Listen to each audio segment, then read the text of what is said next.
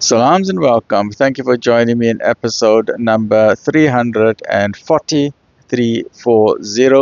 of the Afrikaans translation of the Holy Quran. Ons is besig nou met die Heilige Quran by Imam M.A. Baker. A'udhu billahi minash shaitani rajim. Bismillahir Rahmanir Rahim. In the name of Allah, most gracious, most merciful. In die naam van Allah, die barmhartige, die genadige.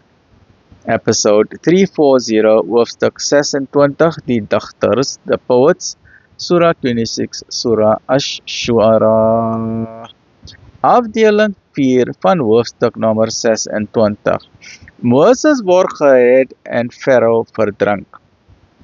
En ons het aan Moses geopenbaar en gesê, vertrek met my dienaars gedurende die nag, want julle sal agtervolg word.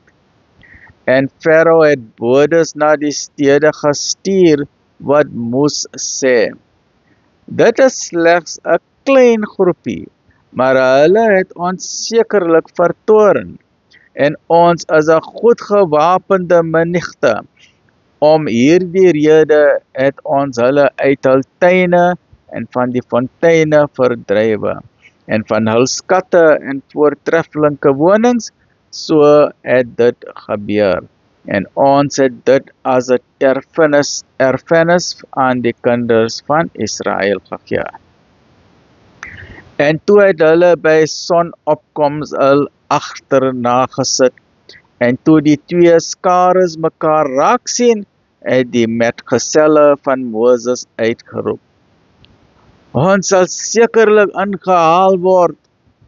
Hy het gesê, geen sins, waarlik my Heer is met my, hy sal my lei.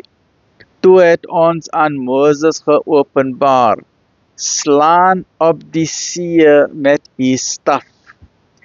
En die see het in twee verdeel, en elke deel was soos 'n berg.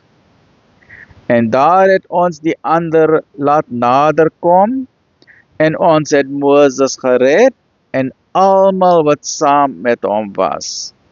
Toe het ons die ander laat verdrink. Sekerlik is daar 'n teken hierin, tog glo die meeste van hulle nie.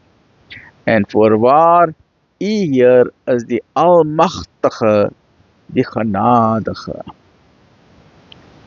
341 out of 26.